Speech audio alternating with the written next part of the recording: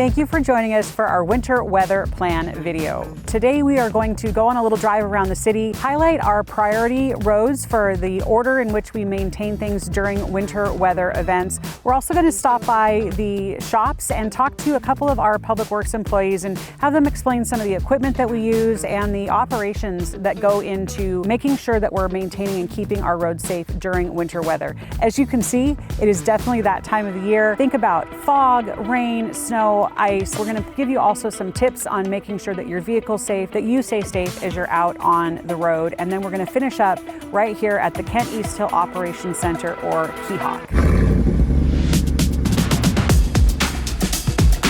As we head into winter weather, it's important to make sure that you have a winter preparedness kit in your car. So think about all of the automotive type things, flares, jumper cables, those kind of things, but also a scarf, gloves, a blanket, maybe some snacks, a granola bar or some water. Just in case you get stranded, you want to be prepared, and all of those things will help make that a little bit safer.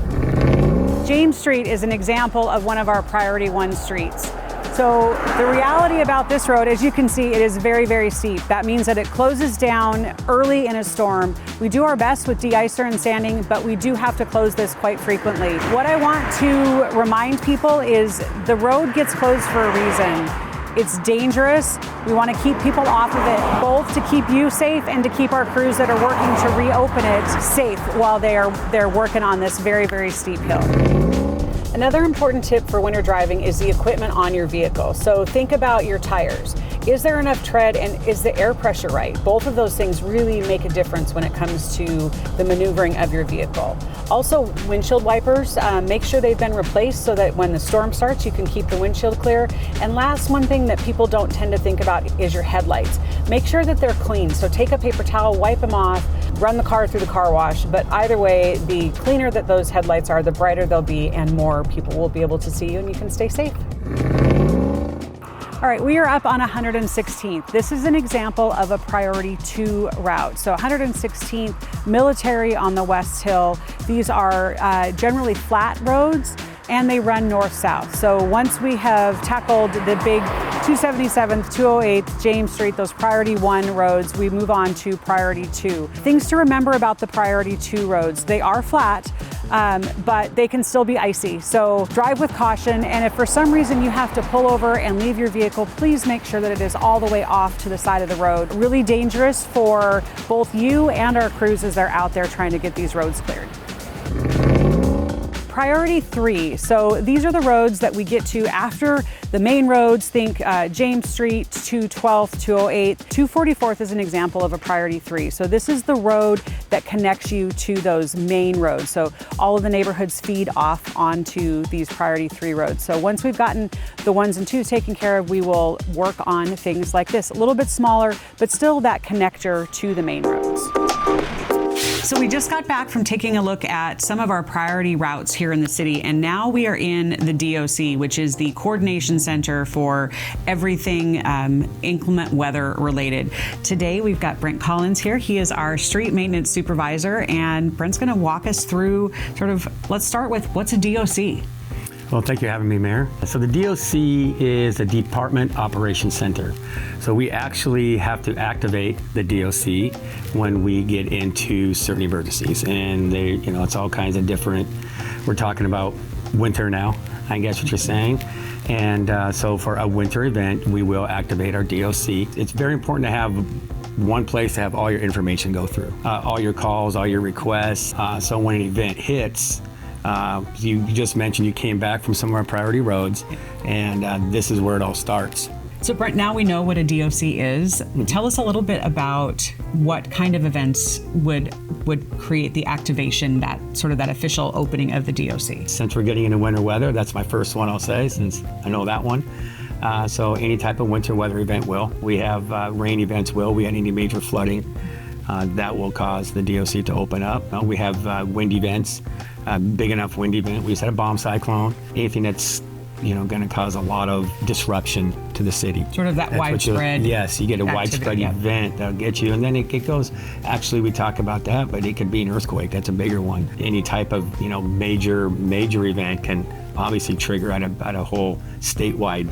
Right. They can cause like a statewide event. We'll trigger it too. When we open it, it's open 24 hours a day, so we've got crews in here that are being staffed Yes. for the entire event, and this is the nerve center, the coordination spot for everything that our residents see out and about. Yes. And that we're monitoring where the crews are, where the events are, where the issues are, and that all happens right here. Yep, exactly. All right. Yep. So again, all the coordination, 34 square miles. It's a big city to try and manage, and we're taking in calls about down trees, flooding in roadways, when we get into snow and ice, those kinds of things. Let's take a look at some of the areas on the map.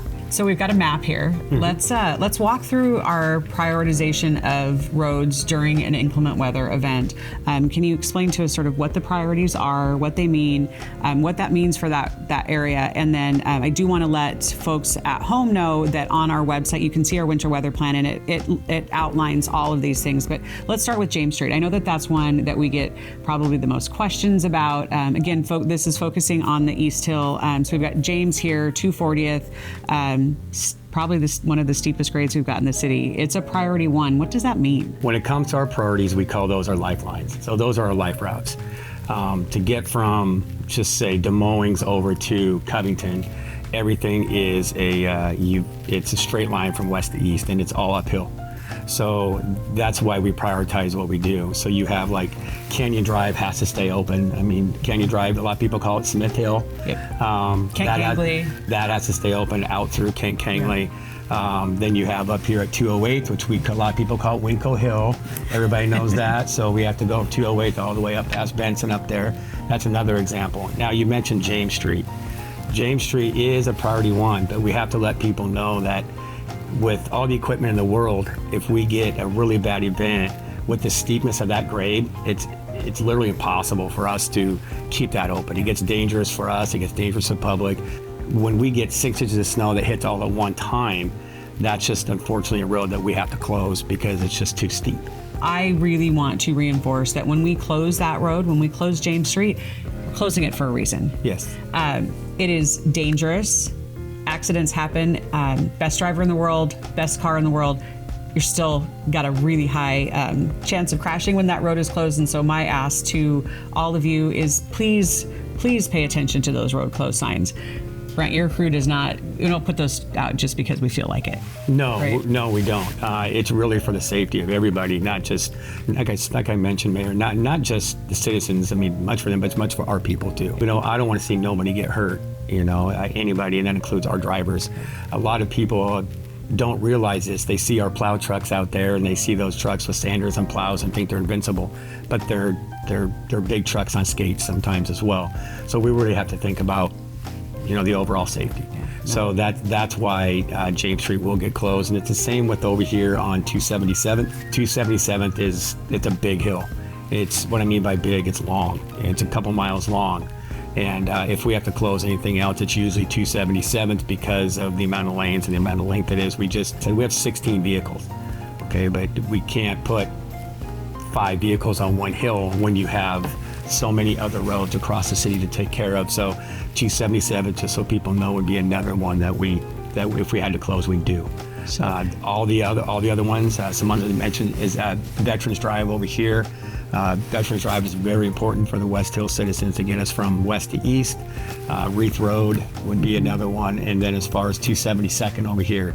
So those are just some examples of some priority ones, and why they are so important over every other road we have. And I know other people are pretty curious about Pacific Highway. They're curious about Benson. We get that question a lot. They're curious about those. Well, those are priority twos, and the reason why we get on them pretty quick, but they have to be too because they're flat. They run, a lot of our roads that run north and south are flat. It's winter driving, so they're just going to have to slow down until we can get there. With the resources that we do have and the equipment we do have, it allows us to get to these secondary roads so much faster than we have in the past. So that's good too. One of the other questions I get is, when are you going to get to my neighborhood? Let's talk a little bit about sort of, and I think it's think it's a fair question, but when we explain it, people go, oh, that makes so much sense. So let's talk about why it's not a great idea to send a dump truck with a plow on it through a small neighborhood street. So that is a big question that comes up. Neighborhoods, like I mentioned, these are big trucks on big skates. And a lot of our neighborhoods are down in what we would call like a bowl off of your main priority roads.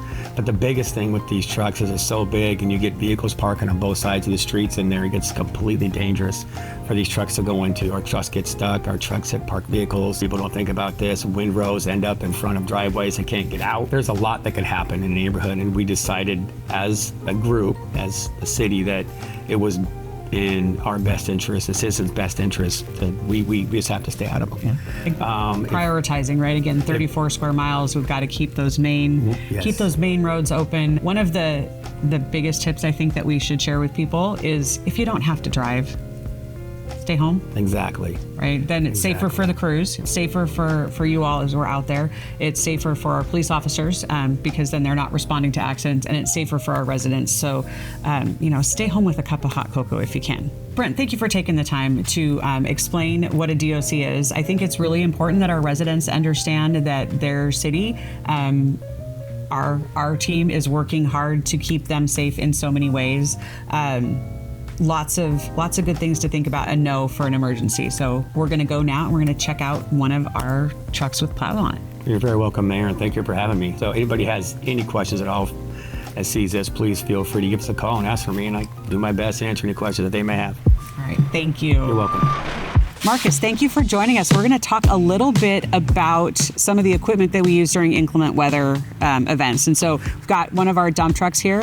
This is a dump truck that we use all year round, yes. Right? Yes. Okay, so when we start to prepare for inclement weather, we put some additional equipment on it. So I think that that's really what we want to talk about today. We'll let our residents know sort of what we do to get ready and how we use our dump trucks during like snow and ice storms. Sounds good.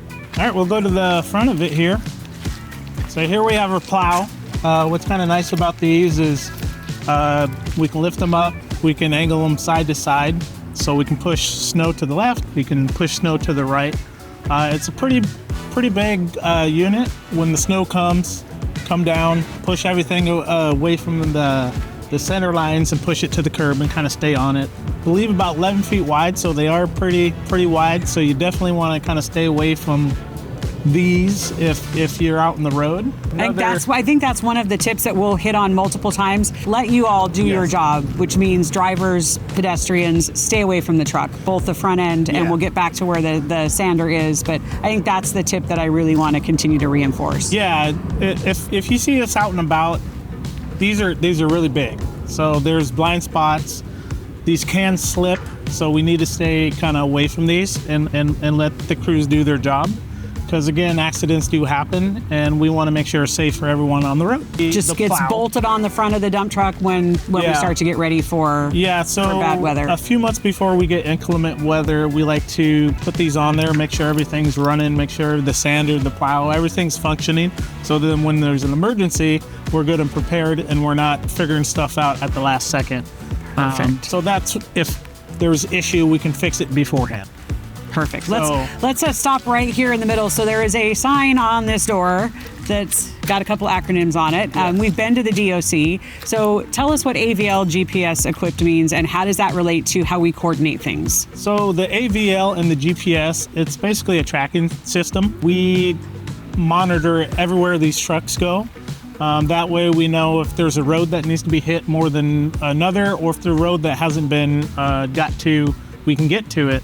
What's nice about the tracking equipment that we have, it can tell if we have sander, if the sand is being placed or the salt, if the plow's up or down. We do a lot of the hills, over and over and over, and then we go through there for that. Right. We've talked a little bit about our priority routes and how we do all that, and I think that's the thing, right? The snow starts to fall and then it continues to fall. Yes. So even though we've been on an area one time, it does not mean that we're not out there, because we've got crews that are on 12-hour shifts going back and back again so that we can keep that snow buildup. So we have 14 plows and then 2 de-icers hitting up the streets around the clock. So we're out there. Again, like the mayor said, just because you don't see us doesn't mean we're not out there. We're very busy. We hit up multiple different roads throughout the city, and we want to make sure everything's safe. So we put that de-icer down when we know that there's cold weather coming. Yes. So that's one of those prevention type things. And then the plows and the sanders are the things that we're using during the actual event. So let's go to the back and take a look at the unit that gets put into the dump box to spread the sand and the salt mixture. Yeah, so here's one of our sanders. This particular model is about a 7-yard, but it probably holds about 5 to 6 yards of sand and salt. When we get the initial dump of snow, we like to run straight salt to try to melt everything and get it going. And then once we do that, we do a 1-to-1 ratio of salt and sand to try to keep it, give it a little bit of traction and de-ice and melt stuff as we can. If you do see one of these trucks, the residents or anyone that comes into Kent needs to stay about 100 feet away, because this does fling, and if it's cold, some of those materials can clump up and they could, shoot out. So we don't want anyone to be close to that. If you see the de-icer, the same thing. We want to make sure that you guys are 100 feet back behind, because again, these are big, they're dangerous, and we can't see everything. Yeah. I think that, again, I'm going to take the chance to say it one more time. Leave a lot of space. That's the key, right? Is leave a lot of space so that you can do your job, that our residents, that our drivers keep themselves safe, and it's all for the benefit of the people on the road, right? Yes. Putting the de-icer down, putting the sand down. So really just want to remind folks, stay back, give them lots of room, both front and rear. Yes, and if it's not safe to come out, try to stay home. If you have to come out, make sure you're prepared. Make sure you got chains. Make sure your vehicle can handle the conditions that are out. Because we don't do residential.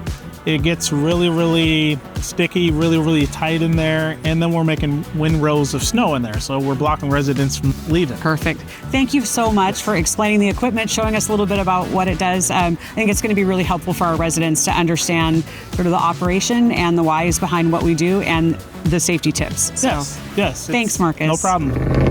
All right, as promised, we are back here at Keyhawk, our East Hill Operations Center. As you can see, it is well under construction. The importance of this is it will provide the new operations center for our Public Works, Parks Department. Some of our police activities will be up here as well. But when it comes to winter weather, this is where we store the sand and the salt mixture, the equipment, the plows will be parked here. All really important in streamlining how we maintain our city. So we've wrapped up, we've talked about our operations, and again, back here at Keyhawk, we've also talked about how we prioritize streets with the priorities 1, 2, and 3, and finally our winter weather tips. So the message I would love for you to take away, thank you for spending time with us first and foremost, but second of all, this is a team sport. It takes the city to maintain the roads, and it takes our residents to be safe as you're out driving around. Stay safe, stay warm, and thanks for joining us.